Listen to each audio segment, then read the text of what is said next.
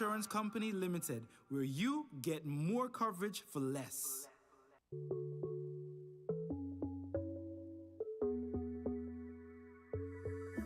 It's the energy of we people, something pulsing inside. It beats in every soul, a feeling we cannot It's always pushing us forward, the limit up in the sky. There's rhythm in how we flow, a rhythm that can't be denied. It's in the feeling in how we talk.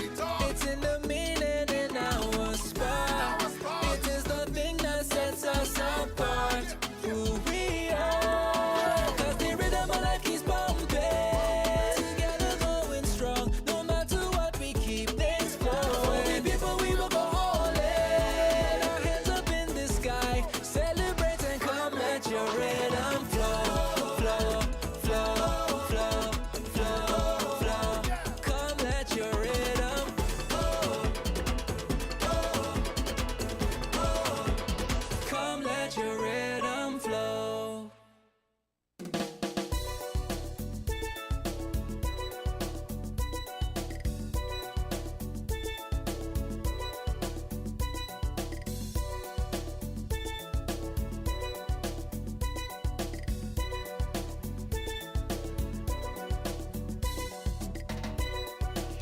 And I'm back with you, and this time I'm the host of Voices.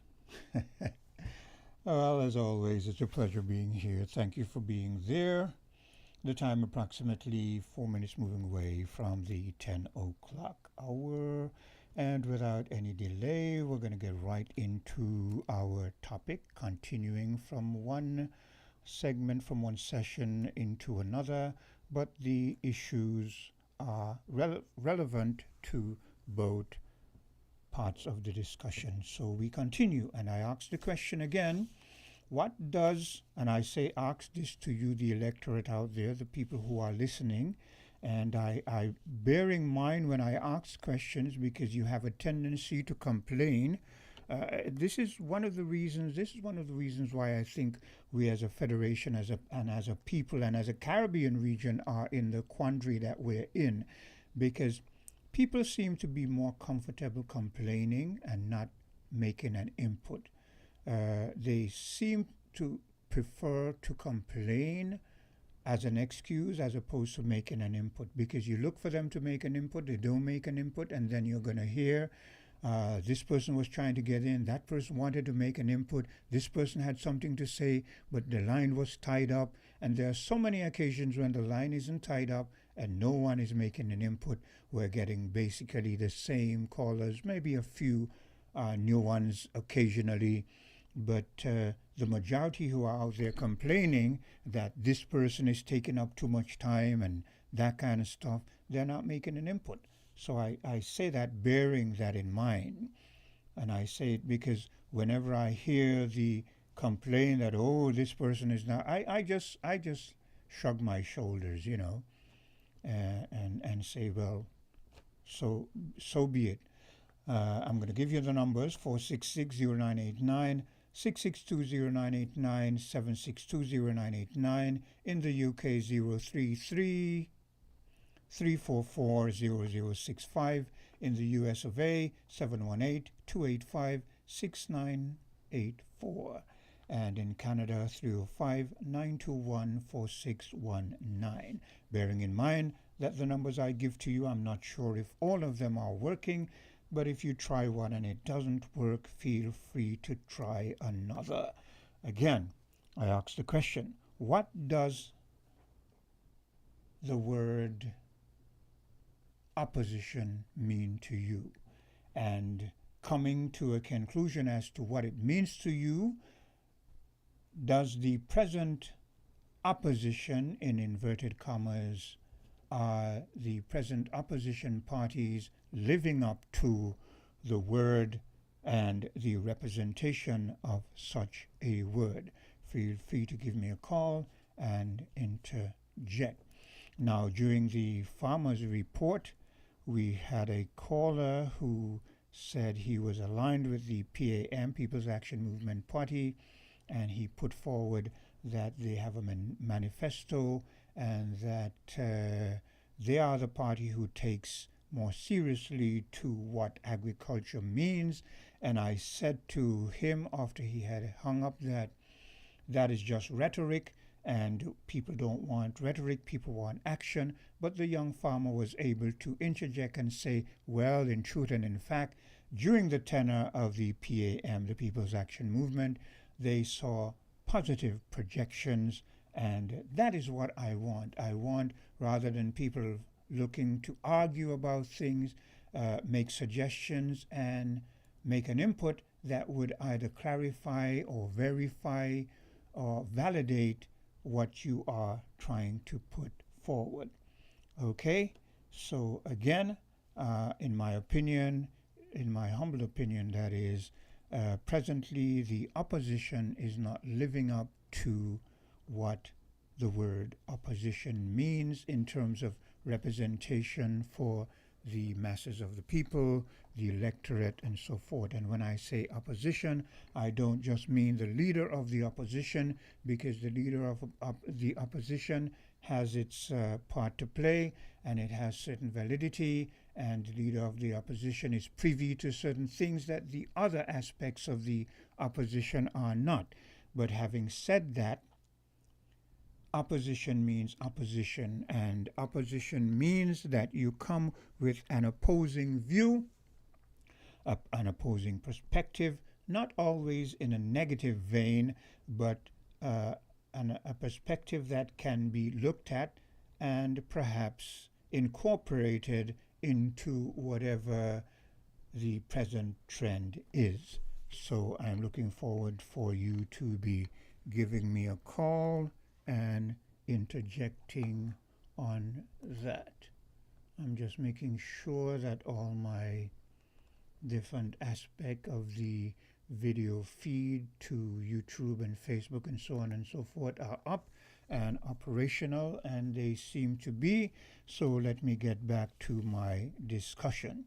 Now, here's why and where I feel the opposition is failing, because there are so many different aspects. Recently, I heard a news clip in which the Honorable Timothy Harris was opposing, rightfully so, as it is his job as an opposition party, opposing a recent bill that was passed in the House of Assembly that related to the period that one is employed within the civil service, moving from, I think it is approximately 20 years up until 40 years. I listened to his narrative and what he put forward, and I must say I agree with what he put forward, in that, you know, when you have a party in there and they put forward certain things, they must bear in mind that you're dealing with people, human beings, and when you go in, you increase your salary exponentially, and you do it one time. And here now you're asking of the civil servants to have an extension to the time that they are supposed to work before they can get, I think it is the accumulations that they would be entitled to, whether it be a pension and so on and so forth. And you're moving it from 20 years to 40 years. I think that that is, in my opinion, too exorbitant a time span. Why couldn't you move from 20 years to 25 years? Or from 20 years to 30 years? Which to me still, you know, seems kind of a long period. But for the purpose of debate, why didn't you move it to 30 years or 35? Why 40? 35 to me is very... look, I've been in the working area for some time, and it is highly unlikely that most individuals are going to stay in one employment for their lifetime. it is likely that one gets into something and then one broadens their horizons. Perhaps one goes away to study. One might not decide to come back, but then again, one might decide to stay here and have all intentions of working in the civil service for the rest of their life. But then you find that the system changes, and for whatever reason, you're either move from one department to another, and then somewhere along the line you find you might lose your job, especially if the present party feels that you are not aligned with their way of thinking. You might possibly lose your job. So suppose you had worked for 20 years already, and then they terminate your service for whatever reason. So you've put in 20 years and you're not entitled to your pension and that kind of stuff. Whereas I remember when a particular leader decided that you should serve 2 terms within the political sphere before you were entitled to all of the perks that would accrue to a politician if you are in the political realm. And then another leader came in, his party won, and he dropped that period from 2 terms until to 1 term, if I'm not mistaken. You would have to correct me if I am. So that you go in, you serve 1 term, and you are entitled to all that is accrued to you that you should get once you are a politician. But you're saying to the civil servant now that now we know that 1 term is 5 years. So you're saying that as a politician, you serve 1 term, 5 years, and you get all the benefits that you're entitled to, legally so. And you're saying to the civil servants now that they serve 20 years, and if you terminate their service within that period, now that you've jacked it up to 40 years, that they would not be entitled to what civil servants are entitled to. They serve 25 years, they serve 30 years, they serve 35 years, and you terminate their service within there, or they lose their employee within that period, or they should decide that they're going to retire from that job and maybe take up another, or just plain out retire. You're saying that after 35 years that they're not entitled to what they've labored for 25 years, 35 years for. How could that be fair when you have determined that 1 term of 5 years you're entitled to? So these are the things that it baffles me that the masses of the people are quite silent on. These are the things that affect you. These are your bread and should be your bread and butter issues. So why is it that you're silent when the present government, the incumbent, goes in to, without having a talk with you, unless you're going to enlighten me and say that there were town hall meetings and this was discussed, and you as the masses decided that you felt that it was right that your term of service should be jacked up from 20 years to 40 years, that you felt that that should be the acquired time before you get your benefits. Are you in agreement with that? Was there forums where this was discussed and you came to that agreement? Or is this the trend that we see happening, that has been happening since in the colonialist period, where we are dictated to? I can't understand for the life of me why, when people are elected to serve the people, they do these things to the people that cause the people to suffer more. How could you feel good that, I'm going to use a scenario, and I want again to remind you that I am not here to praise one party and malign another. I'm not here to build up the Labour Party and pull down the opposition. I'm not here to build up the opposition and pull down the Labour Party. I'm here to speak to issues as they play out, as they happen.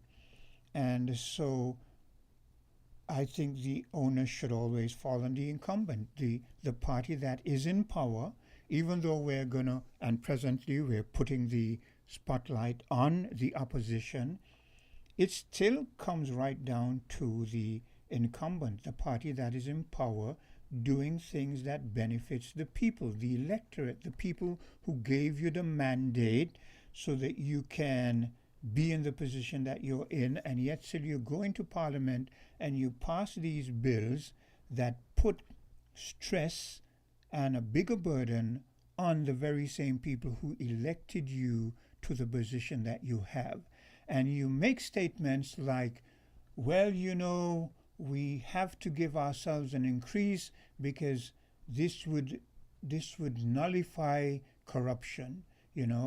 This would make sure that the people who you have elected to office and the people who have been assigned certain position, that they don't have the tendency to dig their fingers into the pie or steal because they have a salary that makes them comfortable.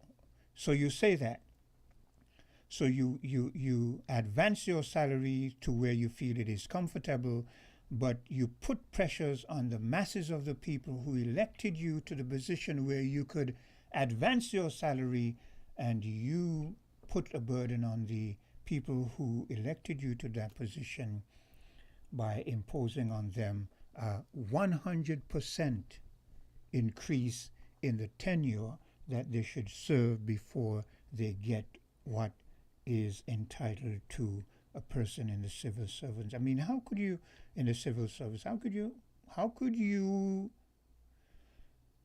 this is why I'm reminded of phrases like the mitigated gall, the gall of some people to have the tendency to do some certain things, the boldness of certain individuals to do certain things and don't have a problem with it, while for themselves they put certain things into place that benefits them, but they retard the advancement of the electorate.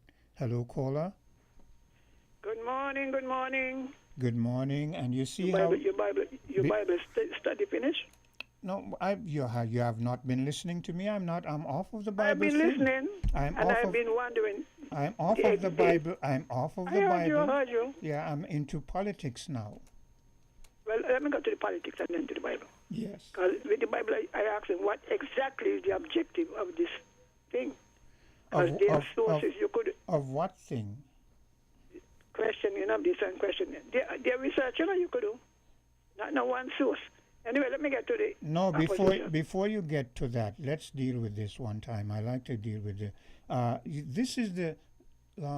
Sylvine, you are the kind of person, wherever you worked, you question things. You did not just You're supposed to. Yes, you did not let people impose ideologies and concepts on you. You questioned them. True. And when you questioned them, you came to a position where you felt comfortable after you had asked questions and been given answers. So that is why I question. All right. Now, the opposition and government. Yes. What we have is a strange case, eh? Yes. The CCM party was part of the Team Unity. Yes.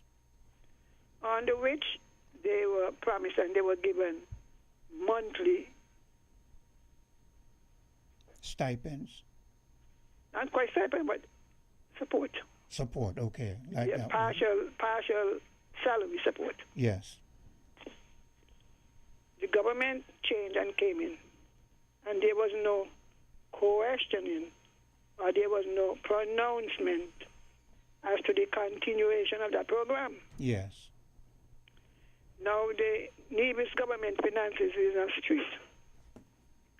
Because in addition to the 5 million they got each month to help to pay the wages, there were other capital projects that they were assisted with.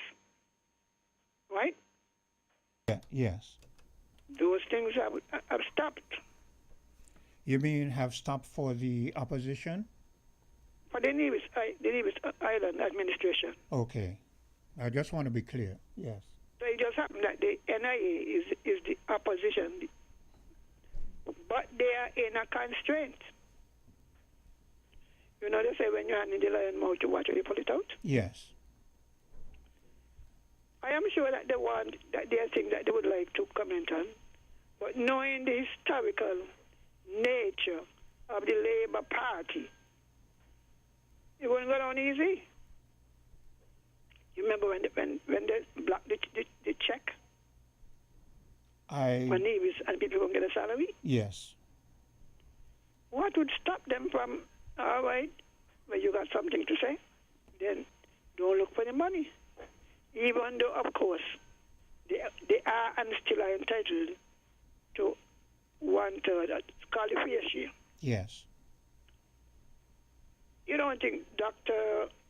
Mark Brantley would like to be a little more aggressive? Well, Sylvine. You got to be careful to know who you're dealing with. Sylvine, if like you said, you have been listening. In this case, I sort of exempted Mark Brantley because I said I understand the position that he's in. I don't feel that he should have taken on himself the leader of the opposition, but he has it, and I understand the position he's in. But here's where I extend this, and I want you to tell me whether you agree or not. Put Mark Brantley aside. Are you saying that, put the leader of the opposition aside, that there's no other opposition, knowing that we have two other parties in the PAM and the PLP? But each party seems to be looking after themselves. So that is my question. So why are they silent? No, wait. I believe when after the election, he could have given that position to Sean. Yes, I agree. There was great antagonism between PLP and the rest. Yes. Because it would have ended up the same way if you gave it to Dr. Harris. It's going to come, oh, well, he was the only one who could do it. And yes, you know, like how they said, yes, one vote and get thing. Yes. But I believe he should have, because you see, he still couldn't nominate somebody from his party. Because they would have faced the same retribution. But Sylvine, you're not getting my point. You're still bringing back still bringing back Mark Brantley. Leave Mark Brantley out of this. Mark Brantley has the most seats on the opposition side of the motor. Yes, I hear that, but we know the position that he's in, and you know people are going to say, "Don't bite the hand that feeds you." So I'm giving him a pass on this to some extent. I'm saying, what happens to the PAM and the PLP? Should they just be silent because none of them have the position of... They all have the right to speak up when there is a bill in the House. That is what I'm saying. Sometimes, I mean, Dr. Harris does some and Sean does some. But I don't understand. Because Mark Brantley is people say, oh, Mark Brantley, you make a foolish move, you regret it.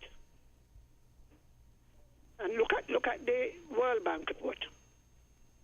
He knows exactly what is in it. Should he come out and criticize it? Well, maybe what he should do is to read the whole response that came from the bank and let the nation decide or comment on it. You understand what I'm saying? Yes, yes. That to me, rather than going to say, oh, well, they say, give us the third, give us the third.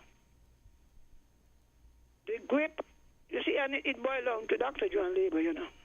That's a very vindictive party. Mm-hmm. They know and they're quite aware of the luck that they have on him. In the interest of national unity, they should be willing to make some room. But let me ask you a question, Sylvine, because there are certain aspects of this thing that I feel that you are much wiser than I am.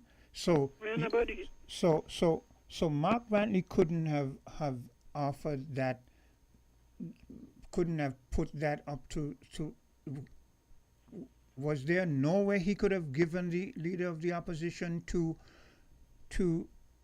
someone else? He could have, he could have, and then you'd have this lot of unnecessary conversation. Yeah. So Because that's what I thought, that he should have done it. So why Knowing, you see, when you know you're dealing with, you understand? Yes. If you go to buy a vehicle, and you know that from the time you walk to the gate, any of the companies, that's he that be on winnfm talk. You know how we deal, eh? Yes. We mix up everything. Yes. It's better to send somebody who you know has favor to do it, Yeah. rather than go to just to get your feelings hurt Yeah. or your business turned back or harsh terms. Because So the Nevis government and the NIA, even the NRP, they're in the same stranglehold, yes. And we as a nation, we shouldn't settle for that. That is what I'm saying. Why is the electorate so quiet? Like, for instance, Sylvie. They all under the same thing. Look. Sylvine, What do I get? Sylvine, before you called, the lines are there. Nobody's calling in. Then you call, and I don't see. I saw briefly phone it light up, then it stopped. Nobody's But calling. I can hang up because I could always call back. I'm calling from a landline. But then they're gonna complain and say, well, Sylvine is on for this That means time. nothing to me, Sylvie. Look, the Lord is my shepherd. Yeah, it means I nothing shall to. not want. I bring it up because I bring it up to But show I the don't fact. come to that. Why the worst has passed. I bring it, Sylvine, I used to get some word. Sylvine, I'm not speaking about you. I'm speaking about the masses out there who in my Some opinion. of them learning, man. You learn easier, you learn hard way. Yeah, but if you're learning, But then we have got to if who know better, say better. if you're learning, then then don't say I want to say something and I don't get a chance. Just say, well, I didn't call in or I don't call in because I'm learning. But don't make noise and say I can't get a chance to speak, and then when you get a chance to speak, you don't I speak. don't listen, man. I don't listen. I don't listen and enjoy. Yeah. So And as you say, I give some people. You give them all the chance, and I will call. Oh, me send me pays their own phone bill. But you see, if you are educated, in inverted commas, right? yes. If you have access to knowledge, you're supposed to share it. Yeah. And as I tell people, cell phone is not just there to play music and Yeah. take people picture. Yeah. A lot of what we discuss is available online. Open YouTube and put in the questions. Yes. You get a lot of information. Yeah. So it is very difficult. The only way for Mark Branty to push against the pricks is for Labour to lose the election. But let me ask you this, Sylvine. It seems to me that there is, well, Mark Brantley would like to say otherwise, and perhaps Sean would say otherwise, but it seems to me there's some deep animosity between Mark Brantley and Sean. Maybe Sean is I don't think so. Well, why didn't he give it to Sean? Well, look, you're not Segas people, right? You know our people. We don't examine things. Because they believe that, a lot of people believe it, that he should have given it to Sean for his own security in Nevis. But then the argument is going up. Up to yesterday, they were talking about, and they give it to Timothy, and then this and that. I didn't say give it to Timothy because we know the animosity that lies there. We know that. No, I mean when they were forming Team Unity. Yes. Why you give it to Timothy? Okay, we have another caller, Sylvine, so if All right, anything, God bless you, God bless you. you can call back. Hello, caller. That's ringing. You got it? Hello? Good morning. Good day. How are you today? Now, Quinn, I'm good, and you? I'm fine. I'm listening to you and Miss Henry. And Miss Henry just said something that it's not easy for Mark to kick against the prick. Now, as the opposition leader, that's a job that you could say the public gives to him. Yes. do that job because his job is to defend the opposition. His job is to counteract everything to point out everything that the government supposed to do and not doing. And if he's not capable of doing that, then pass it on to someone else. I agree. And because you said that you give him a pass, you can't give him a pass. Well, when I said I because give him, let me explain again. When I said I gave him a pass, I mean this is what I meant, and I'm going to explain it again. I give him a pass to the extent that he has not given, he did not pass on the leader of the opposition. He himself created the position that he finds himself in. There's nothing that he can do about it unless he decides, if he has the power to, in hindsight, to pass it on to someone else. So that is why I say I give him a pass, because as far as I'm concerned, he is of no real moment in the debate of opposition. He is aligned with the present party because he has no other option. That is why I said not that I give him a pass and I say he was right to do what he did. Okay, I thought you excused his silence. No. Okay, because again, if he's not capable of doing the job as the opposition leader, give it to someone else. Move aside. Because you cannot be there as the opposition leader and you're sleeping and you're silent like everything is peachy and clean. But to me, caller, just because maybe they're gonna tell you a come over Nevis, and you're like, okay, yeah, as long as I get what I'm getting for Nevis over here, I couldn't care less about the rest. but is he getting what he wants for Nevis? I don't know, but for the same reason, if he's not getting, why is he so quiet? So that's it. He's so quiet because you see, he's so quiet because he has made his bed and now he has to lay in it, and oh Lord, that is it. He has made his bed, he has to lay in it and hope that he gets enough out of it so come the next election he has the kind of support that could give him help him to return to his seat. That is what he's hoping. And that is a very bad position to be in, that you're in a position and you're hoping that you get crumbs from the table, because that is what he's getting. So let me ask you a question. I said to Sylvine that I feel, and this is just me coming to my own conclusion, a logical conclusion I feel because of how things have played out. I said to Sylvine, I feel that perhaps there's some real animosity between Mac and Sean, because why didn't he give it to Sean? I don't know. That's $1 million question only they can answer. Because Sean put himself on the block. Let me make this statement here. Sean, he made some mistakes, but I think that Sean, he was a bit naive, but I think Sean had the good intentions, and I think the lesson we learned from what Sean did is that don't expect people who you think are your friend to function as your friends. Because Sean was faithful to Timothy Harris. You see what happened? He was faithful to Mark Brantley. You see what happened? Hard lesson. You see, the thing is, I always say, number one, like yesterday the discussion was, they were talking about practically this, and Hortensia said, we were talking about the unity collision. Hortensia stated that, it was Tom's fault, which in a sense, I agree with her, because for giving him the position as Prime Minister, seeing he was only one vote. Yes. But again, I always say something, I always say this station, a party is as strong as its followers. Yeah, and if you have weak followers, you're going to be a weak party. I agree. Because let me tell you, you have a child, right? And Yes. if you constantly tell that child, you're going to amount to nothing.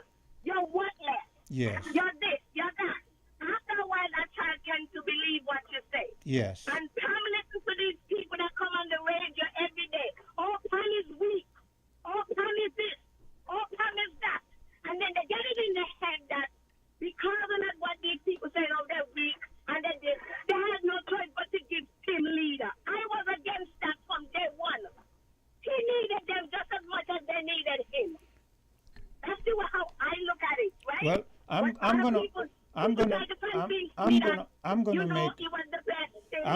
gonna make this statement, and this is why I said that Sean made some mistakes, and I don't blame him. Maybe later down I will blame him, but in the first, when they first gave it to Timothy, I didn't blame Sean, and I don't blame Sean. You know why? Because Timothy. I don't blame Sean either. I think Sean was convinced. I think a lot of people convinced him, oh, it's the best thing, because people tell me, oh, it was the best way to go. Not only that, but let's be realistic.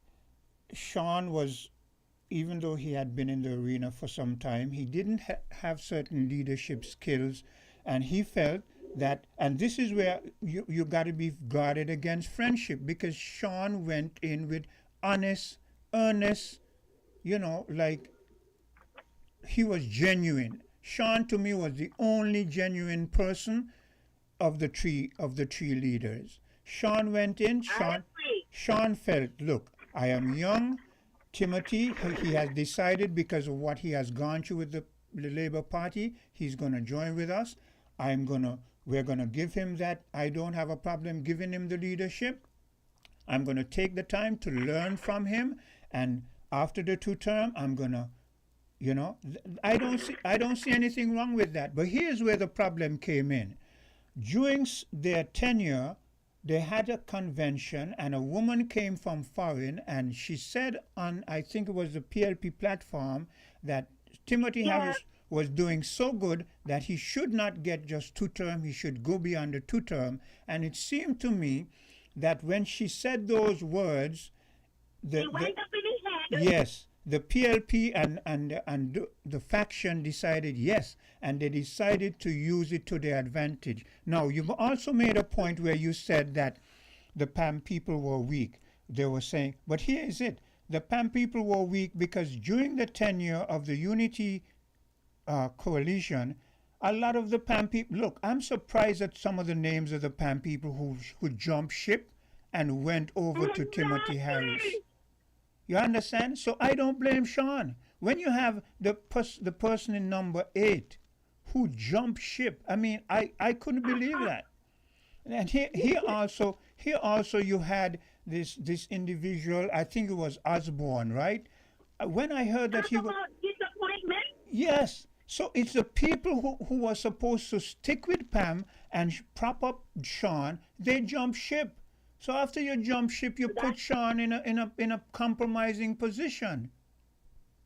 Exactly. A party is as strong as its supporters, and we had wishy-washy, weak supporters. Yes. Opportunist supporters. Opportunists. That is what the PAM had.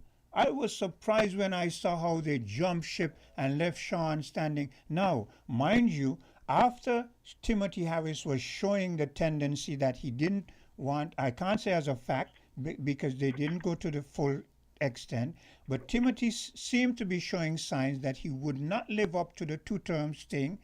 And, yes. Exactly. And his behavior started out, he was at first, but after a while he started to turn a W, a 10-in-1 manner. He was like everything Tim, and then they adopted the thing. Tim did it. Tim done it. Tim did everything. Like Tim was a government unto himself. Yes. And that thing used to piss me off. So it used to piss me off too. So my point is this. After Timothy was showing signs that he might not live up to the agreement, and they went back, Sean again kept good faith and decided this is where Sean began to make a blunder. This is where I would kind of fault him, because this is where he should have taken up the mantle. Along with that, Sean was also making some mistakes, because whereas Sean, as the leader of the People's Action Movement, should have been showing that he's learning, I think, this is my opinion, I think Sean was, because of his age and he was young and he felt, I have time, I can party, I can, and that again was his mistake, another one of his mistake, and Timothy Harris jumped on it. True. So true. But again, lesson learned. Hopefully lesson learned. Yeah. I think that if Sean had been given a chance to be a leader of the people, I think he would have been a wonderful, he would have been an awesome prime minister. I think so too. Unfortunately, he didn't get that chance, and that is why I am disappointed in Mark Brantley, because knowing what Sean had gone through, trying to make sure that he showed true genuine friendship in both Mark and Timothy, and what Mark did in the end by not at least Mark could have given him the leader of the opposition, in my opinion. Yeah. Ah, boy, it's not about country, about self. It's about people, individual looking out for themselves. Yes. That's what's the problem. Yeah. But anyway, I'll call back if anything. Okay. Well, thanks for your interjection. So I'm going to take a bit of a commercial break, and I'll be right back. WINN is 98.9. 98.9 is Win FM. TDC Home and Building Depot is turning up the savings. Shop exclusive deals on Thursday, May 22nd. Visit shoptdcgroup.com from 5 p.m. till midnight. Friday, May 23rd. Get 20% off select in-store items. Mega Reward members get 5% more. Saturday, May 24th. It's our Big Tent Sale with 75% off furniture, tools, and more. TDC, your favorite retail store.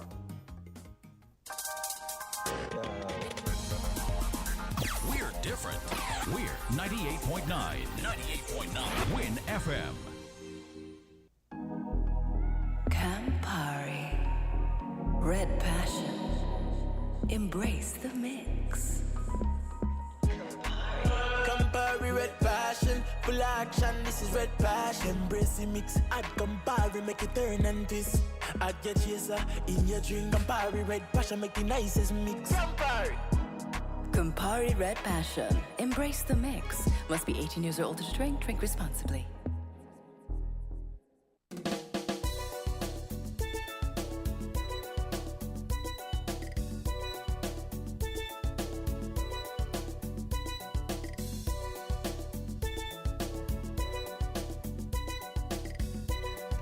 And I'm back with you. The time is 10:46. Good bit of a discussion there. Like I said, and I'll repeat again, I carry no water for no particular party. I say it as I see it, and well, you know, that the chips fall where they may. I have nothing against Mr. Timothy Harris. I felt that a lot of people who might want to bash him and so forth, one of the things I commend him for as a leader, to be able to pull us through COVID, that was not an easy feat. And to pull us through, and when we came out of COVID, we were in a financial position that wasn't too bad. That you have to give the man some commendation for that. Did he make some blunders along the way? Yes, he made some blunders. We're human. And I think some of the blunders that he made, he should not have made, being a seasoned politician.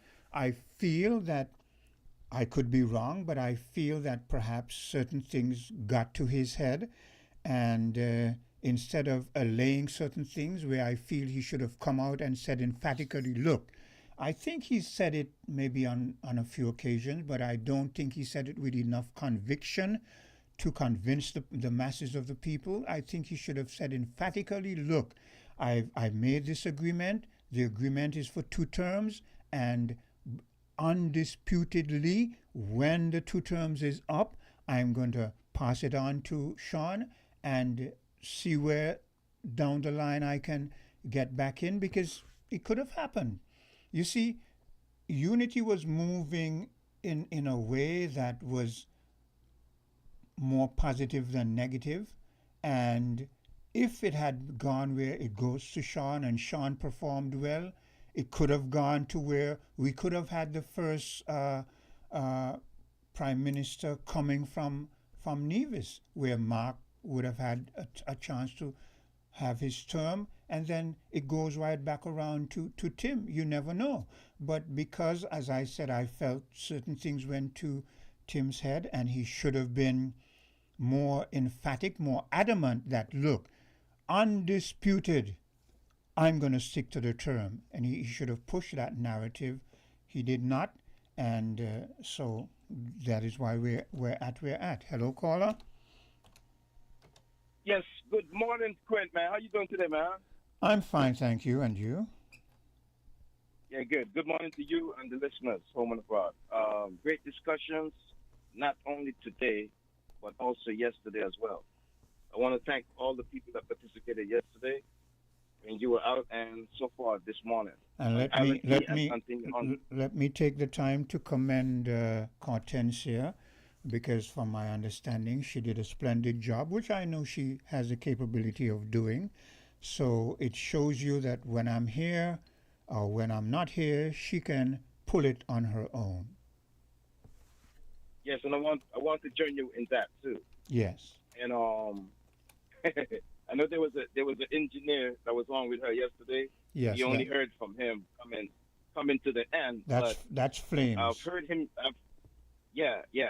And if when he gets the opportunity to speak, I would encourage him as well, because he spoke up one time at least before, and he was good. Yes. He was not bad at all. He was making some great contributions. And yes. He said that yesterday his voice wasn't waking up, readily enough. But I just want to encourage him still too, man. That's all. Yes. And he did a great job to holding you down, man. Okay. He too is quite capable. capable. Let me start with the. Yes. Go right ahead. Go ahead. Finish your I said that he too is quite capable. Both him and Hortensia, they're young enough to pick up the baton and carry it on.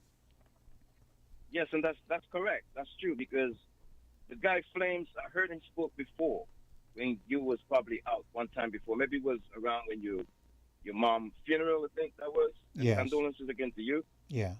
And he made a great contribution that day as well. We need the variety of views, opinions. My observation is, real quickly before I get to the topic, some of the stations presumably seems like the citizens have it as if like these stations are party stations. Yeah.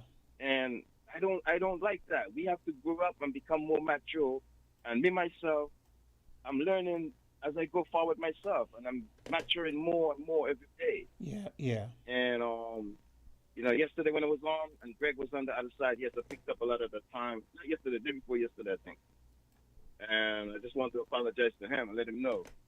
I was giving a longer run on the phone when he was on there, so I just want to apologize if I might have taken up this time. Yeah. And you made a statement this morning about you and Gregory, Gregory's interactions. Yes. It's not personal. Yeah. There's no animosity there. And I like that about you, man. I want to commend you on that. Well, thank you. And we have to take that type of stuff into consideration as well, because we get heated, and yesterday was a heated conversation. Yeah. Too, and we just have got to respect each other's views and opinions, man. We've got to move away from this. It seems to me a lot of the people who are there complaining that they don't get in, and when they get a chance, they don't get in. It seems as if what they're waiting for is for heated arguments, so they can pick a side, But that's not what we do. We have debates, and it might get heated, but we're not enemies here. And this is where the politicians have spoiled them, because the politicians have made them feel that when they get on a platform and they say what they say, and then the opposing faction say what they say, that their followers are supposed to make enemies out of these people. they themselves might not make enemies out of them, but it seems they don't have a problem with their followers feeling that they're enemies because it feeds into them, and that is not a good thing. Yeah, that's not a good thing. I don't want to, side with you this morning with that. Okay, here we go. The conversation today. Me personally, the lady. Let me start with the lady that you said was on that PLP platform. I don't remember exactly what date and time that was. Yes. I don't know if it was. I don't know if it was a time where Timothy felt like he could have started running things on his own. The unity construct was still intact. Yes. I believe. Yes, it was. And if it was, right, I don't think that should have had any place on the PLP platform, because at that time we still had the unity construct. And I came into the Federation 2015 for the election, and what I saw as I entered the airport, and after Timothy and maybe one of the person was swearing ambassador, they came right over to Nevis that evening. And Sprint, you should have seen that crowd in Nevis. It was like Carnival in Rio. Me, personally, it's the biggest crowd I ever seen in Nevis, politically or otherwise. The people was mobilized, man, behind this team unity concept. Yeah. It was a new concept. Yeah. And to see how it implode, it's a shame. That means that their egos and certain other things created the falling out and create them to implode like how they did. Yeah.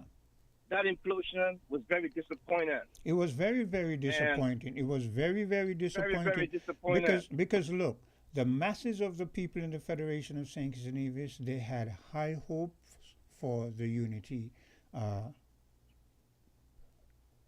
yes, coalition. That's true. Yes. That's true. And me, personally, I witnessed that. And I'm going to be thankful to God for witnessing that. Because that was a historical point in St. Kitts and Nevis politics. Believe it or not. In my opinion, it felt like three parties came up against not even one party, the Labour Party. It's as if like three parties came up against one man, Douglas. Yeah. And they were successful in moving him. Yeah. And then they took that very lightly. And when we had that lady spoke on the PLP platform, really and truly, what she should have been saying is that Team Unity would be around for maybe 30 years. Yes. If they did the right thing going forward. Yeah. 10 years for Timothy, 10 years for Sean, and 10 years for Mark. Yeah. And I believe they could have done it. Sean, yes, like you said, Sean had good intentions. I'm telling you, I could see how he moved as an individual, and I would agree with you. He had great intentions, and he was the middleman between Timothy and Mark. Yeah. He was the equalizer of that tri-party arrangement. Yeah. Let's get over on the Nevis side. Mark Brantley, I believe he's compromised. It's not good for democracy in the islands of St. Kitts and Nevis. It's not good for the democracy. Inside the parliament, the leader of the opposition, he should be more vocal and more trying to keep the government's feet to the fire. If at any point he is not going to do that, the job that he's put there for, because remember, what we got to remember is that he is representing the masses of the people who did not vote for the Labour government.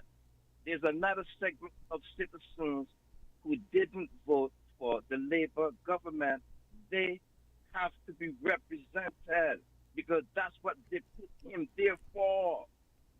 He cannot just be failing on them projects in Nevis and then looking to the federal government for money and then now compromising his position because of that simple fact.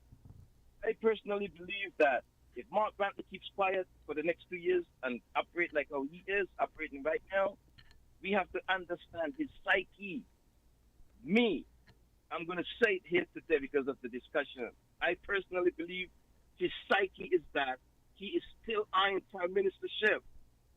We cannot be operating self above country or party above country. We have to be operating country caller, above self. but caller, that doesn't make any sense to me. If he's still eyeing prime ministership, how would he get it with the present construct? Explain to me He will get it. He will.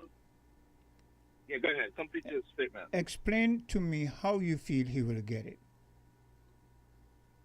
He will get it if he can stay in the mix on the Nevis side and energize his base and keep his party going on Nevis. Remember now, in my opinion, Caller, Go ahead. When I ask a question, I don't want you to give me surface brief. I want you to answer the question. I asked you, how do you feel he will get it? You said as long as he can ting his base. But that is only part of it. Give me the detailed outline of what step 1, step 2, step 3 of how he's going to get that to happen.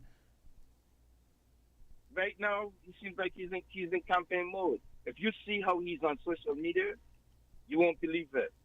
And CCM, they're trying to do certain things underground in Nevis. And he publicized those things a lot. So he's staying in the public, and he's staying under the eye. But caller, with all due respect, no matter what Mark does over on Nevis, even if Mark were to hold his seat, let's say, which I doubt, I'm going to be frank, I think that Mark has eroded his own, whatever confidence people had in him. I think Mark has and is continuing to erode that. So I'd be I could be wrong, but I'd be very surprised if he comes out with 3 seats. He might even be lucky. Okay. Maybe he alone might win his seat if he does, because I don't feel that division. I could be wrong, but I don't feel that. Go ahead. I'm glad you said what you said just now. You know why? You not only juggle my mind, but what I have to say is that he is hoping. He's hoping. Even though he might be seems like he's deteriorating, he's still hoping to capture those 2 seats. That's where I was going with the Congress. That's what I should have said when you asked the question. But if he's hoping that he's still... To me, if he was hoping, he should have... You see, this is where our politicians lack long-term vision. If he was hoping, he should have given the seat of the opposition to another person. To Sean. And here's what he could... I'm going to give you a scenario. You see, people got to learn to play. If you're in the game, you're in the game. You have to learn to play the game. Yes. So I would have given the opposition to Sean, and Sean would have been my point man out there, kind of punching the government, right? Hitting them in the ribs and so forth. Me now, I would have played the same role that Sean is playing right now. Supporting role. Yeah, play along with the government, try to see what you could get, but the government would know in the back of their head that I gave the leader of the opposition to Sean. That would send a message to them. They know that Sean is not going to be my enemy. You understand? So they would be more likely to give me what I want, because Sean is the man who's punching them in the ribs and now and again going out and waiting on the sidelines, and me, I'm in there. Me, who is now Sean, is playing the good cop, bad cop kind of thing. Yeah, you're absolutely right. Yeah, so that means that that is what Mark Brantley should have done. Yes. What happened is, what you're saying is that I'm agreeing with you. What happened is that even though they imploded, he should have maintained a certain level of respect and a relationship with Sean. Yes, because after all, Sean bent over. Sean bent over backward to help him. Sean followed his advice. Yes. Sean followed his advice, and it's Sean following his advice that caused the downfall of the unity. And that's one scenario could be one scenario where they could have taken back down this Labour government, believe it or not.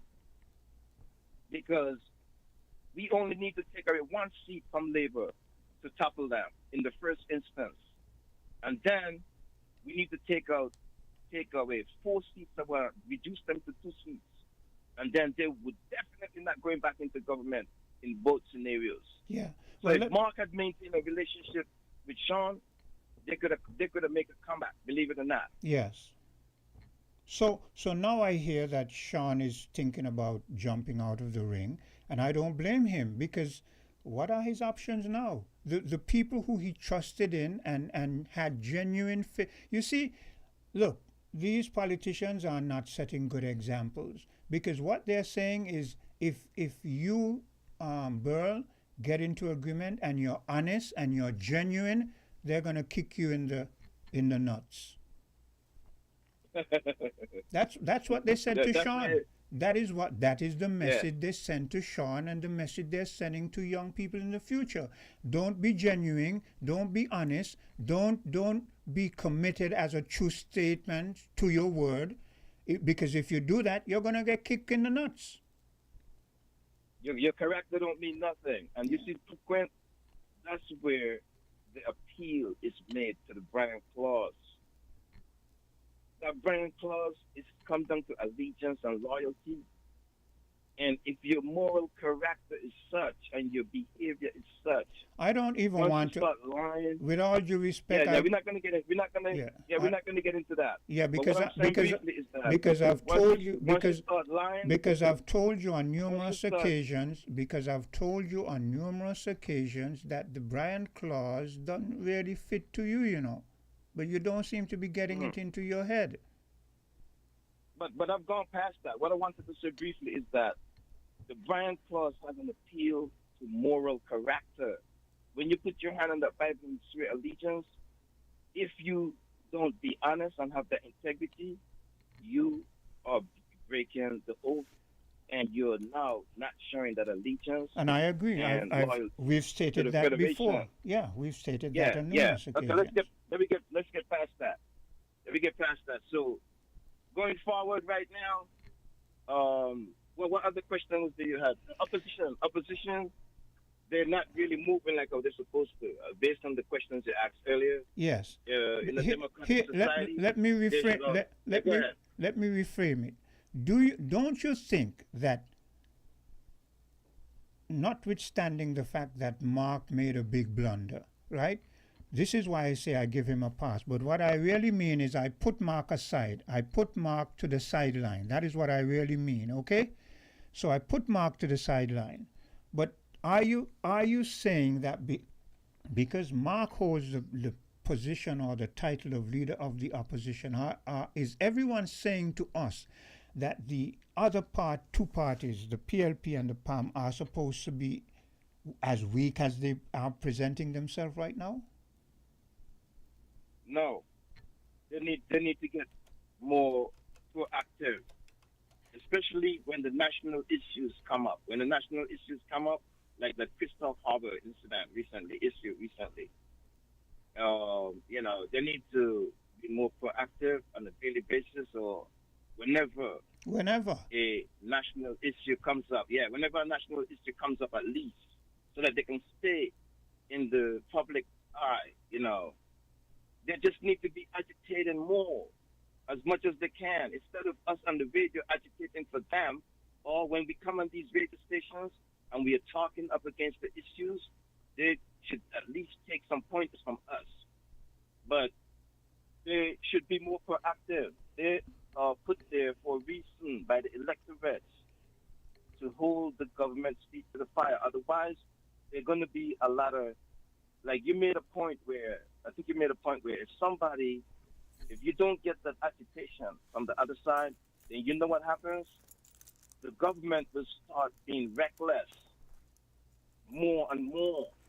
But to me, spending is going to be the control. But to me, the government is already being reckless. Let me show you 2 examples. One of the example is this thing where they have jacked the tenure of the civil servants from 20 years to 40 years, if that is true. That is a reckless move. That move, to me, is just absolute nonsense.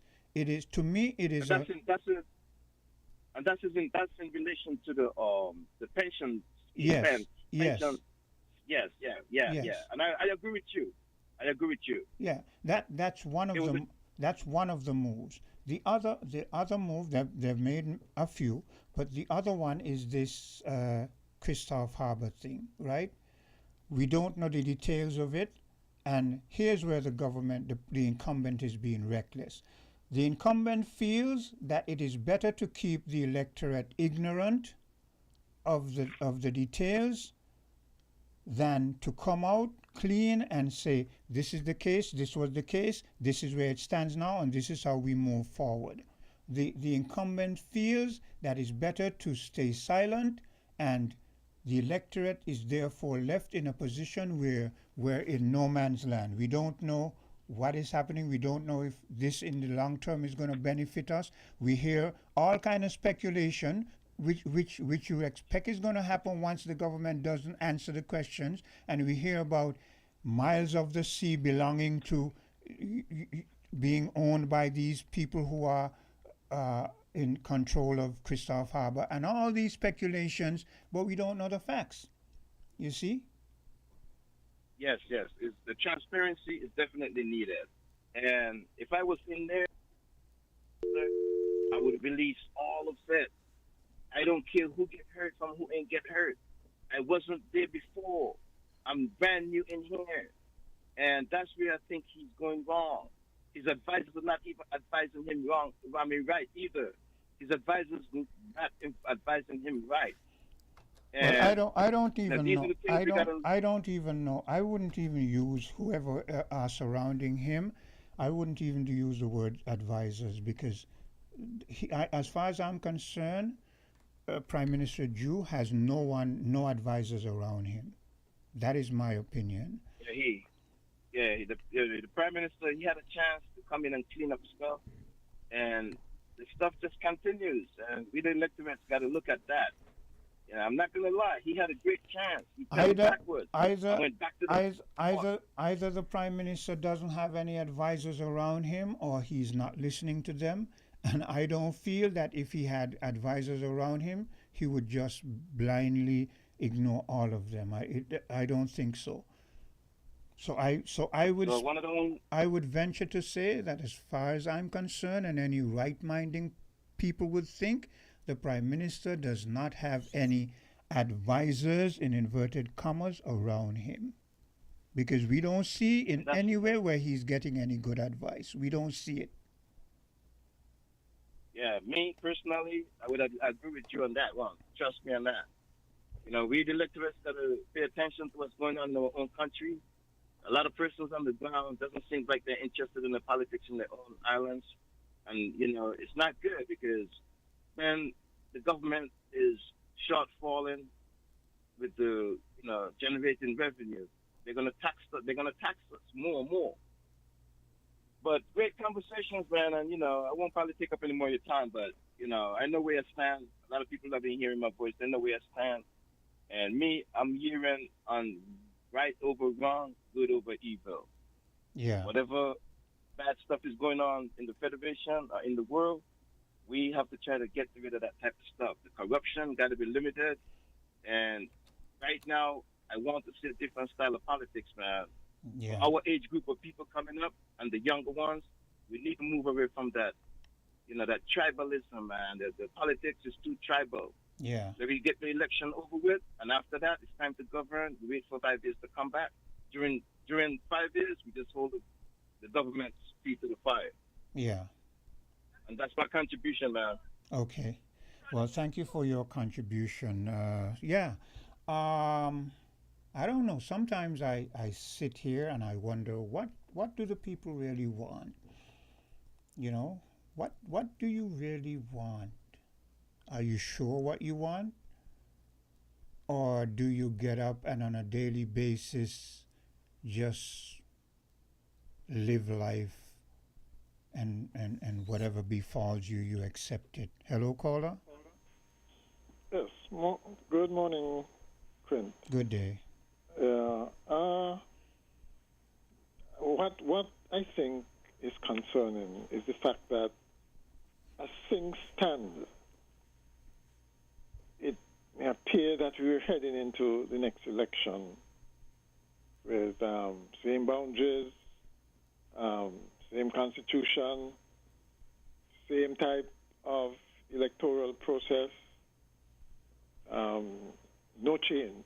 I agree with you. That's really unfortunate. Yeah, I agree with you. Right?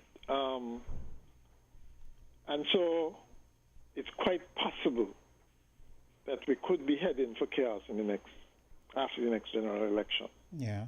Because we don't know how the chips are going to fall. Right? And there are lots of different, you mentioned some of them, you all mentioned some of them, but there are quite a number of scenarios that can play out. Yeah. And as a result of that, there could be instability after the next elections. Well, I don't want to project that, but you heard me on numerous occasions say the next election is going to be very interesting. And that is what I mean. It's going to be, look, the next election is going to be very, very interesting. Yeah, because you don't know, and when I say instability, I don't mean like political violence or anything like that. I mean uncertainty. I guess uncertainty is going to be a better word. Yeah, is a better word. Okay? Because we have now been accustomed to shifting alliances and politicians who don't really have any loyalties to anybody or anything. Yeah. And that's unfortunate. That's why it would have been nice to have, to be quite honest, a clean slate of candidates with no baggage. Practically all the current politicians now, the couple of politicians, they have baggage with them. But when you say that, it poses another problem, because what you're saying is, I don't completely disagree with you. We need a change, but what you're saying is we're going to have all green politicians, and how do they? But it can't be any worse than what's happening now. Well, you never know. we could get a narcissistic young individual in there who gives no credence to policies and that kind of stuff. So be careful what we wish for. Yes, that's a point. Yeah, that's a point. Yeah, but it would be really unfortunate if the electorate has to choose between the lesser of two evils. Yes. And two, have to say, well, we better stick with the devil we know than the one that we don't know. Yeah. Those are poor choices for an electorate in a democracy. I agree. And as you pointed out, it didn't have to be that way, because there was an opportunity for reset. Yeah. But what I think happened, well, two things happened, I think, that prevented that. One, even though it may not seem so, it's just a one-seat majority in the government. Yeah. When you look at it. Yeah. Okay. The last caller alluded to that. Yes. Right. So that meant that the government can be toppled if the alliance is shifted. And secondly, pretty much. If one person in the ruling Labour Party, for instance, decided to be Machiavellian and cut some deal with the others, yes, it can happen, right? And so that in itself is one of the reasons, I think, why a proper reset couldn't happen. And the second reason, I think, is that, and I guess it's related to the first reason too, even the new candidates in the last election who now formed the government, I think they've succumbed to the trappings of the office. Yes.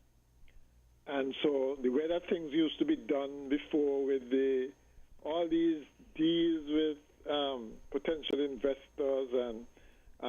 CBI operated and all those kinds of things. I guess when they saw the monies and so on involved, that took precedence over everything else, you know, and so it became pretty much the same old, right? This is the way the politics, and you mentioned advisors. I suspect that the advisors, having been old school, accustomed to the old school politics, probably advised them on, well, this is the way the politics is played. If you want to be re-elected, this is what you have to do. But let me ask you a question. In all honesty. And I want you to be candid with me. I want you to be honest with me. From your perspective, do you believe that the Prime Minister is being advised appropriately? Well, the thing is, I don't know, in the sense that, like up to yesterday, I think it was it yesterday or the day before? One of the advisors was on radio, and he explicitly said that he's not going to tell you, and quite understandable too, he's not going to tell you what advice he gives to the Prime Minister. So, in other words, he can advise the Prime Minister, but the Prime Minister doesn't have to listen. Okay? So it may not be entirely the case. But here the advisor is given wrong advice. It's just maybe he's not listened to. But hear this. Where around... Is that your phone? Sherman, just get that off. Yeah. Go ahead. Yes. I was almost losing... Oh, yes, I regained my train of thought. Tell me where in the world, right? I want you to broaden your imagination, your internal vision. Tell me where in the world do you see people assigned the post of advisors, and they are good advisors coming in front of the press and making these long statements? Tell me where in the world you see this happening. Yeah. Just that alone. They're usually in the background. Yes. What you're describing there is the role is more the role of some kind of PR or press secretary or something else. Yes. Yeah. So just right. just that alone tells you they're not good advisors, because you see, this is why when you go in a court, they say anything you say will be held against you. When you as an advisor go on public forums and make statements, these could be used against you and against the person you are advising. Of course. You want to tell me they don't know this? Advisors do not go around making public statements all over the place, and one of the things, but one, and this is probably a drawback, and again, because Prime Minister probably don't want to rock the boat. I think he's very forgiving of mistakes. He's too forgiving. I think that is his biggest flaw. His biggest flaw is that he's too forgiving. He might call it loyalty. Well, truly at this level, it's a matter of competence. You can't put loyalty above competence. Well, you loyalty on. Yeah, exactly. Yeah, exactly. And by the way, where did you get? I mean, is that a fact that he's planning to borrow? You heard that? I think, if I'm not mistaken, I think I heard him say it, but someone would have. I think I heard him say it in a statement that he's. So he's not running, you mean, for next election? Oh no. Here's where I got it. Chesley Hamilton. I think it was Chesley Hamilton who said that Sean told him that he's going to be finishing with it, right? I'm not too sure though, but if anyone is out there listening and Sean is listening, maybe he could come and set that record straight, whether he's bowing out for good or not. I can't say I have it factually, but I think that somewhere in my mind, I think I heard it. Either he said it or, but I'm not too sure. So I'm not going to put any my firm word on it. Okay. Yeah. Because really and truly, I think he should, right? That's one of the politicians around with baggage, I would say. He's made too many mistakes, too many serious mistakes as a politician. And if you really want to give his party any chance, he should not saddle them with that kind of baggage where people would say, he's opened them out for undue criticism, right? He being on the ticket, let them start afresh with somebody else.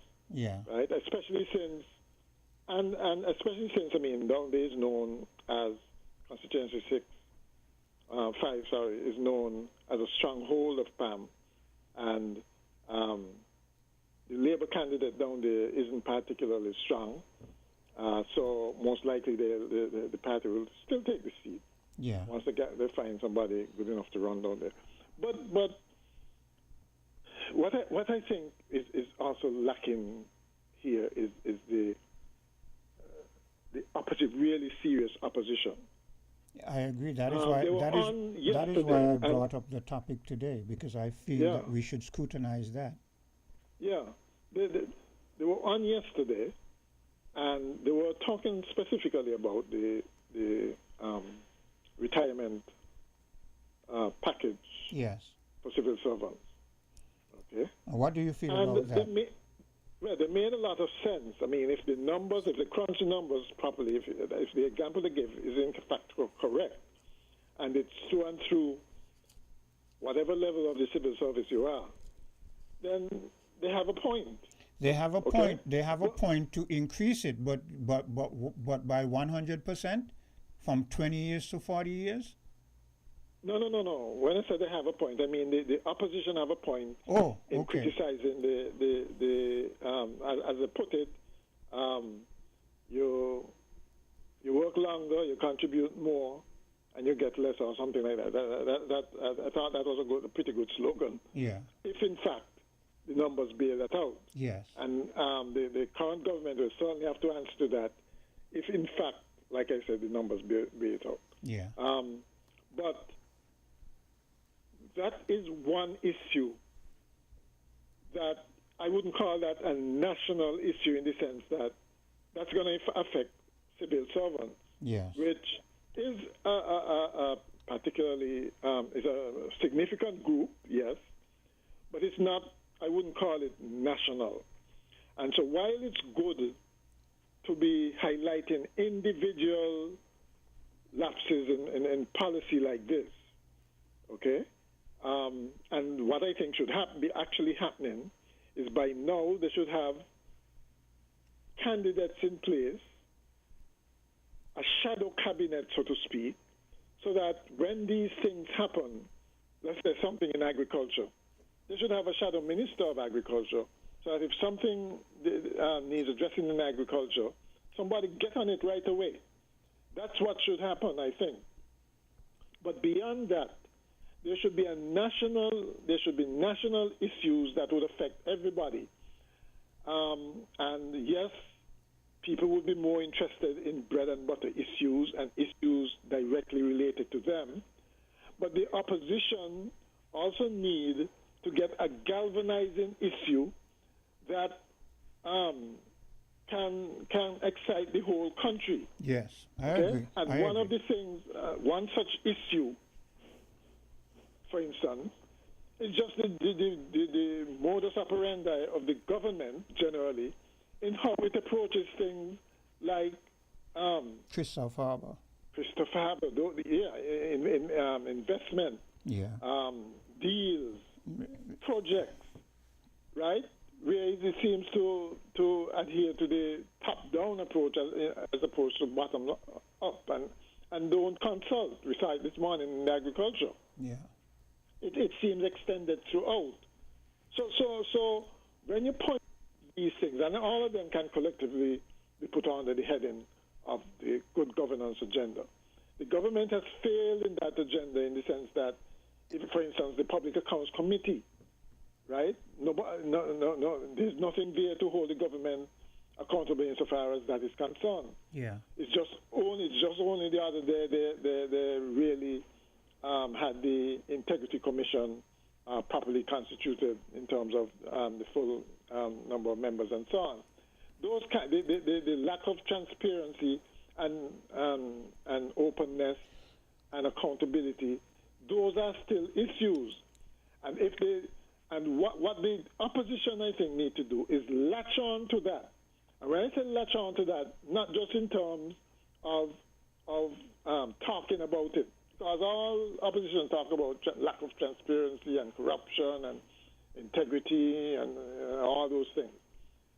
What they need is be very specific on what they would do to make sure that our governance is good going further. Because they have to show the electorate that they're going to be different. Yes, it's not going to be business as usual. That is a salient point. We need to get to that era where you not just criticize, but you put forward plausible options. But specific, but right. I'm gonna pin you back to the civil service thing because even though I agree with you that it is a civil service thing and it does not affect the larger populace, apart from the inflated government employer status, I still feel, and this is where I want your opinion, I still feel it is wrong for you to move even within the, and this is the problem that we have. We tend to say, well, it doesn't affect me so, but whether it affects me or not, right is right and wrong is wrong. Do you feel it is right to move it from 20 years to 40 years? 20 years to 40 years. That goes against the grain of, you see, and that's where we don't have the collective bargaining or civil service association or something like that to bargain for the workers there. Yeah. Because it goes against the grain of collective bargaining when you make things worse off for the workers. Yeah. You know, it's just not acceptable in labor terms, and for a labor government to be doing this, strange. You know, make conditions or pay or benefits worse off for your workers. Yeah. You can't do that. Bearing in mind, put it this way, I shouldn't say that. For existing workers, yes. If you want to change the rules, if you feel that the existing pension scheme and so on are unsustainable, and you want to change the rules, change it for new entrants into the workforce, not for current entrants. And even do not so, disadvantage the current entrants. And even so, not such a drastic move, bearing in mind these 2 points that I made. One, where you had a government before who said you needed 2 terms before you, as a political one who is involved in the politics and politicking, you need 2 terms before you get what you're entitled to. Then you had a Labour government who came in and reduced it to 1. Then you had recently where the Attorney General said, well, you know, we have to increase our salaries so that we don't have, you know, people touching up the monies and so forth. We want and so you increase. That was outrageous. So you increase. That's going to make a great election. I mean, that was really outrageous to be explicit like that. So you increase your salary. So these 2 occasions for where the elected members, mind you, benefit. You know, you increase your salary, but here now you're telling the major workforce for that same elected, that elected body, the incumbent, you're telling your major workforce that you're going to jack it up from 20 to 40. Even Mr. McMahon, even though I agree that it should be an extended, I still feel even for the new ones who are coming in, for you to have to work for 40 years to get what you're entitled to when the people you elected get one term and jack up their salary, it doesn't make any sense. Yeah, it is not good optics one bit. No. Right? It's not. And that's the other thing with the government that they have to be careful of. Their communications, their spin, their propaganda, I think they feel that they can overcome anything with just that. Yeah. Okay, and yes, it might work on some people, but it won't work all the time, especially, the usual thing. You can fool some people some of the time. Yeah. You can't fool all the people all the time. Mm-hmm. And if you have a particularly incisive opposition, they wouldn't get away with it. That's it. They wouldn't. These are things the opposition should be running on. Right. And like I said, yes, they started yesterday doing that. And there's no reason why you can't walk and chew gum at the same time. Well, so yeah, even though I agree. it may not be, it is a bread and butter issue, and you should look at the bread and butter issues, but at the same time, you got to definitely show that you are going to be different, that you're going to, from day one, you're going to make the changes that are necessary in our governance and not cosmetic changes. Don't go in there into the parliament and create new laws on, let's say, integrity or those kinds of things, and then have loopholes in them or make it difficult for people to access justice. Those kinds of things. Yeah. Right? The opposition has its work cut out for it. But there are issues definitely that they can make inroads on. It's just that you have to have. You got to put in the work. You got to do the work. Yeah, consistency is what they need. Yeah. Consistency, and you got to keep at it. You got to be you absolutely have to keep at it. Be persistent and all of that. Yeah. And tenacious. Mm-hmm. You really have to have the fire in your belly to execute a proper campaign and to get in there. Yeah. Not seeing that yet, but. No, I guess you could say there's still time, I suppose. For them. There's also still time for the incumbent government to do a necessary pivot too. Yes. Right. But whether that's going to be, they're going to do that is another question. Like I said, they seem a bit laid back and politics as usual. I will do this because it has always worked in the past, so it's going to work again. Well, the incumbent is laid back because the opposition is also laid back. Well, that's probably true, but where does that leave us? What it leaves is a lot of disillusionment with the politics. Yeah, I agree. And maybe a poor turnout. Yeah. And that's the other thing. If you have a poor turnout, the incumbent. It's even more unpredictable as to what will happen after. Yeah. So it is one sure thing is going to be interesting. Yeah. If things continues like that, like this, where there's no clear front runner, we don't know how the chips will fall, because I might say like Ball believes. Brantley is on his way out as well. Yes. But, so that might be another, because one of the scenarios was that he was hoping that he get 3 in Nevis. Yeah. And Labour Party loses one seat. Yeah. They get 5 instead of 6.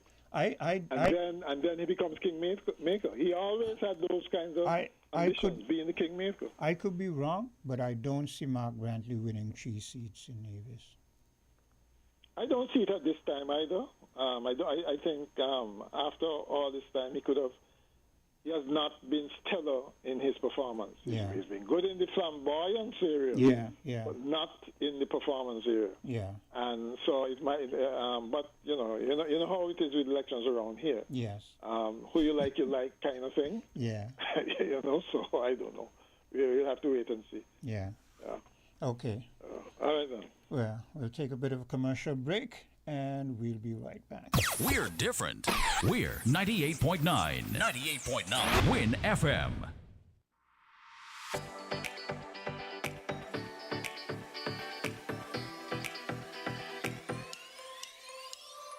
Rams the good food people, always there to serve you. Rams the good food people, locations right near you. Rams the good food people, in-store specials for you. Rams the good food people. Rams.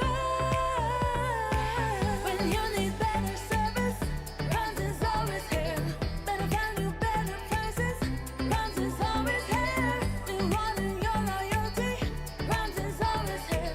We are community. We are family. We are family. Rams for you and me. We are community. Rams for you and me.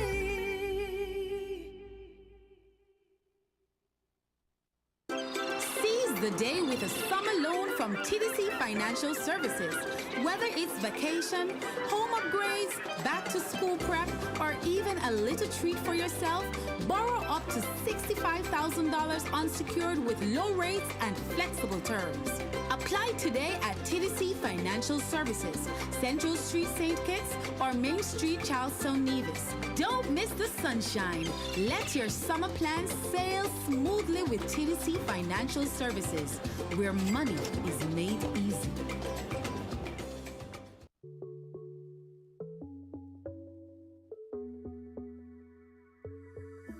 It's the energy of we people, something pulsing inside. It beating every soul, a feeling we cannot It's always pushing us forward, the limit up in the sky. There's rhythm in how we flow, a rhythm that can't be denied. It's in the feeling in how we talk.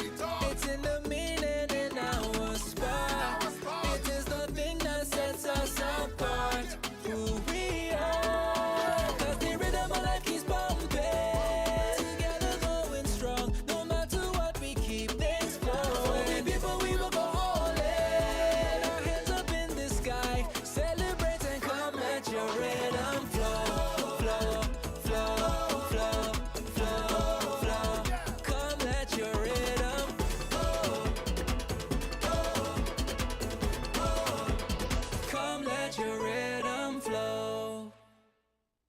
Supermarket shoppers understand that convenience matters. At Hortsport's Value Mart IGA, we know that price matters most. Ample parking and the widest variety matter.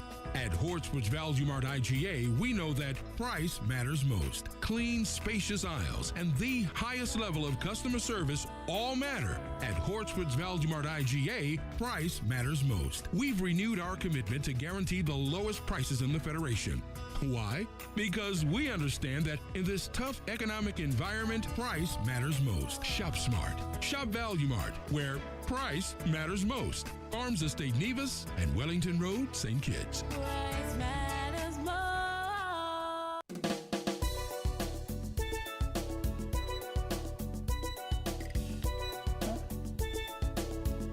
And I'm back with you. We're heading into the final stint. 11:41, and I've been trying to get you, the wider audience, to be a part of the discussion as to what you feel in terms of what does opposition mean to you, and do you feel that the opposition parties are living up to what they really should, representing the masses of the electorate. Hello, caller. Yes, hey, Quint. I wanted to get back in and make one specific point, really. Yeah, go ahead. Mahon has been right on the money, man, recently, man. He's been making some great contributions. what I want to add to what he said is like, because of the fact that we're talking so much about agriculture, right? Me personally, I feel that Pam should try to get, they should try their utmost best to convince the farmer guy that was on this morning. I know he said he's not interested, but one area where we can galvanize people is maybe in the agriculture sector. There's been so much Yeah, talk but about agriculture and the caller, I don't like when you all do that.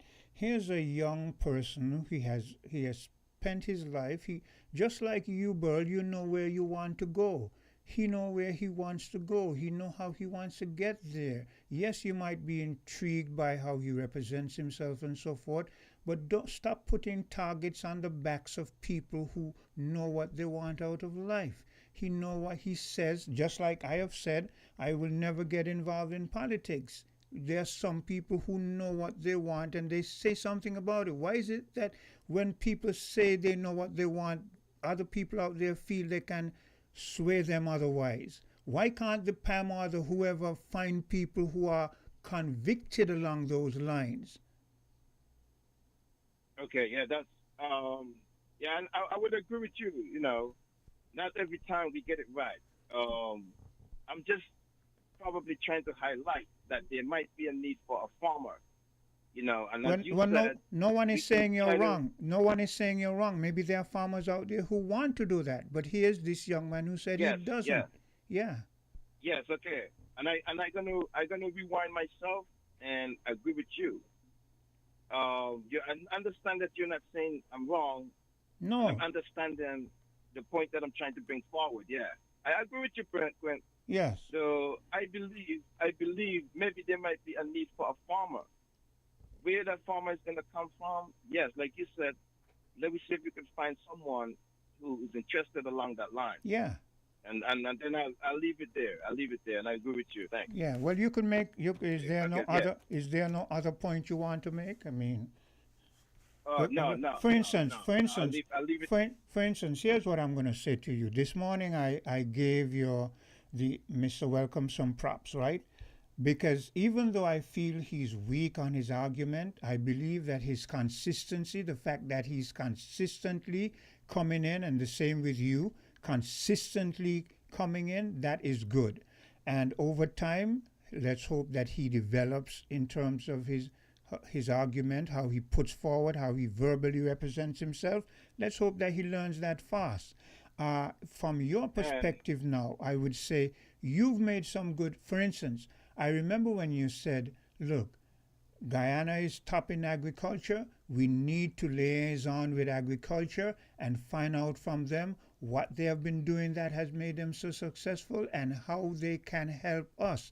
That's the way we want to see people thinking along those lines. You also made another point. You said right now the Prime Minister has a lot of pressure on him, and to sort of move some of the pressure off of him, he could organize a state visit and have Alpha and Ali come, and that would put them, and it shows that you as a young politician, you're thinking along the lines of how you would govern a country and how you would, it shows to me that you have tact, right? Because someone might say, okay, he wants to sidetrack the conversation, but sometimes that's what you need to do. You need to sidetrack the conversation, get something else where the people can get their minds on that while you evaluate and reassess, and then you move forward in that vein. So I must commend you on those things. Where I have a problem with you, though, is that you seem to want certain things without taking the risk. Now, yesterday I heard you, because I listened to little snippets, and I heard you speak about Rosa Parks, right? And what she did. I kind of felt a little agitated, because I don't think that you should put yourself anywhere in the vein of Rosa Parks, because Rosa Parks, she took the risk. She knew that when she said that she was not going to give up her seat, the police were going to come, they were going to drag her off the bus. She knew that whatever employment she had, if it wasn't private and whatever, they would take that away from us. You see what happened to her over time. You are saying, I'm not saying I disagree with you, but you are saying you're not going to take the risk, come down here, run, and then lose and haven't given up your citizenship. I am saying then if that is the case, you cannot put yourself in the same likeness as Rosa Parks. Even though to some extent I would agree with you, because we can't be foolish and just throw our hat in the ring and get nothing for it. So I'm not saying that I disagree with you. I'm saying that if you want something, be prepared to take the risk for it. All right, I take that loud and clear, straight up as a man. So what I'm going to do is we will go down the vein of what you're saying. We will put it out there. We will take the light off any one specific person, and we will just throw it out there in general. Yes. Any farmers that's out there who's interested in running, they should try to come forward to benefit the country. And in my case, personally, what I'll do, if I can't get to come and run, I'm going to try to align myself somewhere where I can come in and make a personal contribution. Okay. And I'll take your advice and I'll take your comments just now and I'll leave it there. Yes. Well, that's another that's another thing I like about you. I don't know if you become an elected member, if you might change, but so far you take criticism the way a man should take it, not that know, as a rebuff that. No, nobody's trying to knock you down. When I make statements, I'm trying to build you up. Okay. I got you, man, and thank you very much for that. And I hear you loud and clear. Yes. And I'm gonna keep my eyes and ears open to see where I can try to fit in if I stay along Spain. Yes. All right. Yeah. Thanks a lot, man. I appreciate it. Okay. You're welcome. Yeah. So there you have it. There might be other young people out there who are thinking, and you're thinking about, boy, this political thing it's a dog eat dog. Yeah, it is. So make up in your mind if you're going to jump into it and know that you're going to get knocks. Don't think you're going to jump into the political arena and it's going to be smooth sailing. No, it's going to be hard knocks. But knowing that if you are fortunate enough to be able to make that change, become the incumbent, to be in government, that you are in a position to make positive change now. This is no longer you're out there taking the risk. You're now in there. People are looking up towards you now to make decisions and implement things that will better advance the populace. So it's a give and take. I remember when I was young and I thought about becoming a parent and having kids. I kind of knew that it was tough, but I didn't know the full extent of it, But when I became a parent, then I saw the full extent of it, and I'm telling you, it's not easy. Even though my kids are grown now, you don't know, you never know if you've done a good job as a parent until it plays out. All you can do as a parent is do what you can, try your best. And if it is that you have a child or so that goes astray, within your heart that you tried your best. That reminds me, recently I jumped on a bus. I was heading home, and there was a seat to the window, then there was a space in between, and I was at the other end, and a young lady jumped on the bus. She came to the door, and I said, she said, well, she wanted to go into the middle seat, and I let her go into the middle seat. She sat down in the middle seat, and she had a young kid in her lap, young, woman with a young baby, a young child, not so much a baby, but you could say maybe a toddler or so. And before the bus started off, the child began pulling my hair.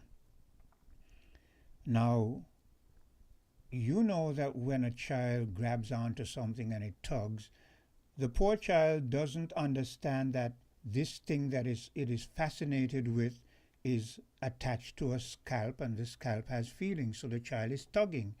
So I hear the mother, because my back is turned towards her and the child, and I hear the mother say to the child, "Stop pulling the man here," you know. But then the child keeps tugging, and I've got feelings, you know.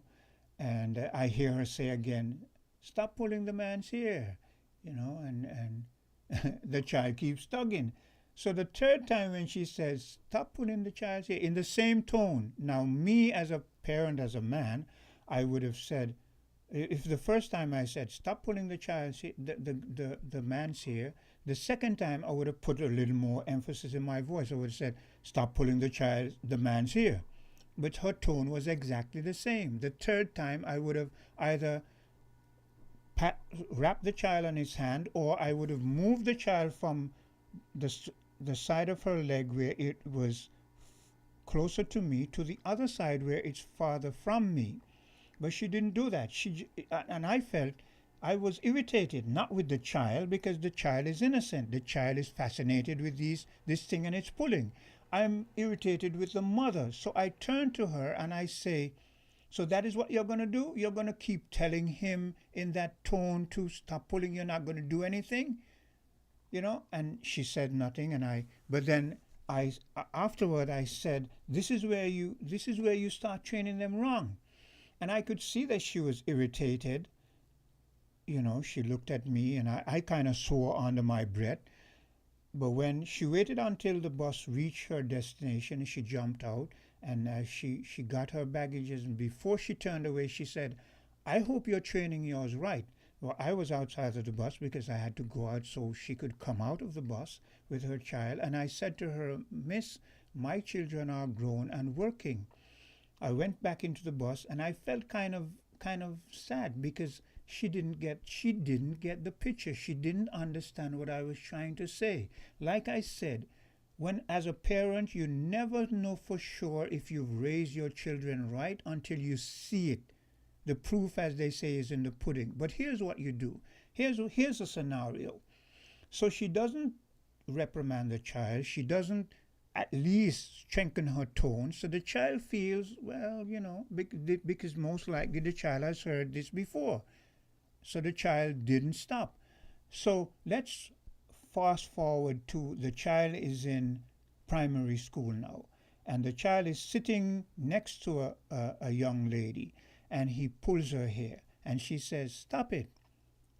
And he doesn't stop. We've seen this happen on numerous occasions, and he pulls her hair again. And she said, "I said to stop it." And he doesn't stop because he has been empowered since he was a child to do what he wants. So he pulls her hair harder the third time, and she turns around and she slaps him. Now, he being a young boy is going to feel, he's not going to think, "I was pulling her hair and I was wrong." Pride sets in, ego sets in, and he's going to think, he looks around at the class and he's thinking, they're going to think, "How dare she slap me? They're going to think I'm a softie now." So he's going to hit her, and he's going to hit her very hard. Now, she being a girl might start to cry, and he feels, okay, it ends there. But let's fast forward again. A week later, a month later, he's walking down the road, minding his own business. The girl whose hair he pulled went home and told her bigger brother, bigger sibling.